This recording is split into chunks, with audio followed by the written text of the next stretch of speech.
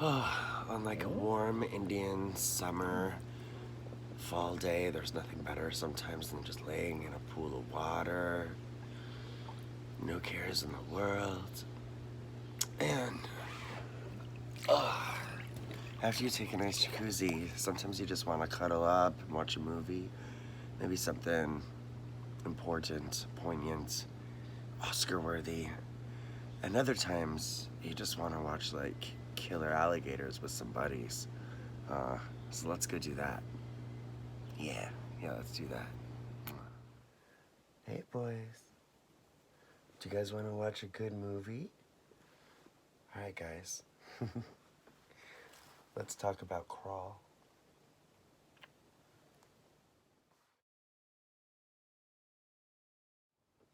Hi, so I'm Krys Fox. Welcome to Bedtime Movies with Krys Fox.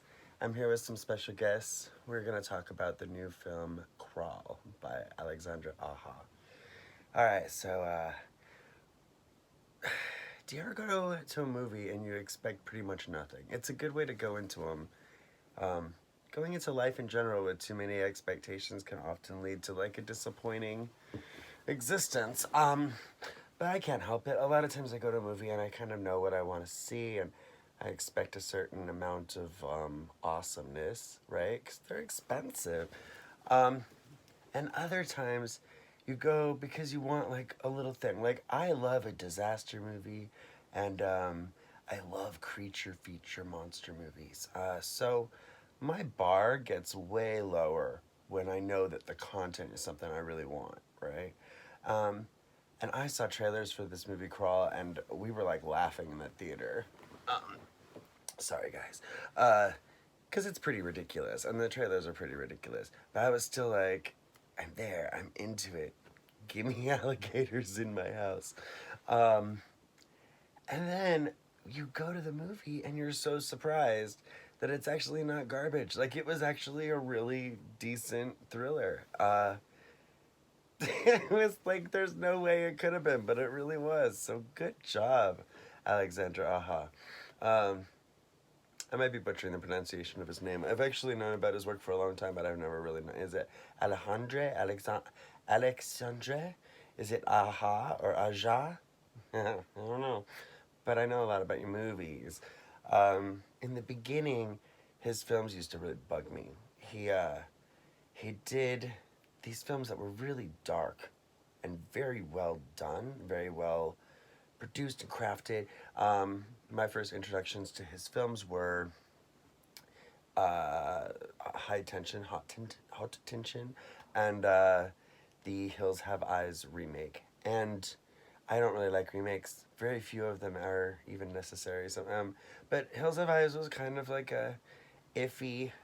I mean, I love it, but it's a iffy Wes Craven flick from earlier in his career. And it could have been remade, and the remake isn't bad. It's just, I mean, it even has the girl from Lost in it, the pregnant girl, Claire. Emily Jaravin is in it. Vanessa Shaw, who I didn't piece this together so sort of recently, who is the expert about the witches in Hocus Pocus, that teenage girl. So they're both in it. It's a solid movie, but it's dark and it's just unpleasant. Like it's one of those. It's dusty. I just felt dusty and I wanted to take a bath afterwards, and not in like the best way. Um, so yeah. So those were his first films. Hot Tension is a great movie. It had me on pins and needles, and I was like on the edge of my seat like the whole movie, just kind of like, and then it has this twist, and I'm not going to ruin anything, but I will say that the twist ruined it for me, and I like a good twisty ending, but this one just doesn't make sense, and as a film, the whole film just kind of goes, because that's ridiculous, and so that was disappointing. Then he kind of switched gears, and he did the Piranha remake, which, I mean, if you're going to remake a movie, and the original Piranha, I'm not knocking it, and the Piranha sequel is a James Cameron movie, which is kind of amazing. But the first one is actually smart, and it's a witty film. It's a low budget Jaws ripoff film, but it's good. And like I said, I like a creature feature movie, so I'll go see movies about killer piranhas or sharks or whatever. You know, gimme gimme a monster, like big mice. Whatever you got. But yeah, it was remade by him, and he did it with like more sex, more violence, more gore, more humor. You get to see Eli Roth lose his dick. I mean, there's just a million things about it that were just like, oh, shit, this is not what I was expecting. And it's good. So, and I had kind of forgotten that he had made that film.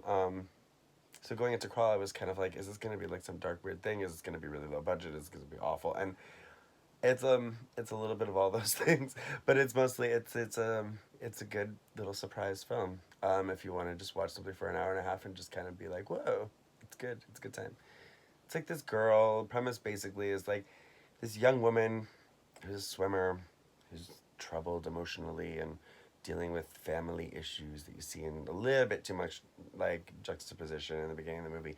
But there's like a heart to it, and she's like worried about her dad. There's a hurricane coming. They live in Florida, and her dad is like MIA, and they're a little bit estranged but close from her childhood, as you see in flashbacks. And she goes to check on her dad, and end all be all gets stuck in a hurricane. No one's gonna come and help them, and there's gators in their house, and they're injured. And the water is rising. So it's part disaster movie, part like hurricane, rock me like a hurricane, and then part like monster movie. And both parts are sound. There's good scares. Doesn't just rely on cheap jump scares. The VFX for the alligators is a little cheeseball in the beginning, and then for some reason I don't know what it is, but I feel like the effects are better as the movie goes on, or or you're getting used to it, and then it doesn't bother you anymore. But they're not terrible. It's just you can tell it's not really an alligator in the room with them. But it does get better, and the movie is solid. Why does it keep getting bright? I don't like looking like I'm like a cocoon creature, like I'm glowing. Also, check, we got new lights, so hopefully I look a little bit prettier. I really did it for them. They have dry skin. They just wanted to really glow for you. Vanity, reptile vanity. So yeah, so go check out Crawl. As always, we talked about a bedtime movie. It's a movie you can watch after the film as like a good little compliment. And for this movie, I was thinking of creature features, and I was thinking about alligator movies in general. And I mean, like, whenever you think like modern alligator movie, the first thing that really should pop in your head is Lake Placid. And if not, because the movie is kind of whatever, but it has Betty White cursing and being naughty, kind of in the beginning of her Betty White-assance, where she started being this feistier version of herself, which she's been for a while now. But back when Lake Placid came out, it was like this brand new thing. Like, oh my God, did Betty White just say the things that she's saying in this movie? And there's cows being fed to alligators. That alone is like da-da-da. Problem with it being a bedtime movie is that you have to wait quite a while in the movie for that kind of stuff to actually turn up. So you're just stuck with like kind of boring like boring stuff in the beginning. Except it does have Bridget Fonda, and I miss Bridget Fonda. What happened to Bridget Fonda? I've done deep searches, and I can't find out what the hell happened with Bridget Fonda. I miss you, Bridget Fonda. You're amazing, and you should be in movies more. Where are you? Come back to us. After I watched the movie, I didn't actually watch Lake Placid, though. That wasn't the choice that I made for me, personally, myself. I thought a good revisit in Gator World was actually this movie from 1980 called Alligator. And if you're young, millennials, that haven't seen E.T. or anything yet, you've probably never heard of Alligator, which is understandable. It was a sort of low-budget movie back when it came out. But it has Robert Forster in it, who is Jackie Brown's love interest in Jackie Brown. He's also in about 400 billion movies from the 70s and 80s, and he's a great character actor. And I mentioned Robert Forster in particular because he just passed away day before yesterday, which is very sad. He was a really, really special actor.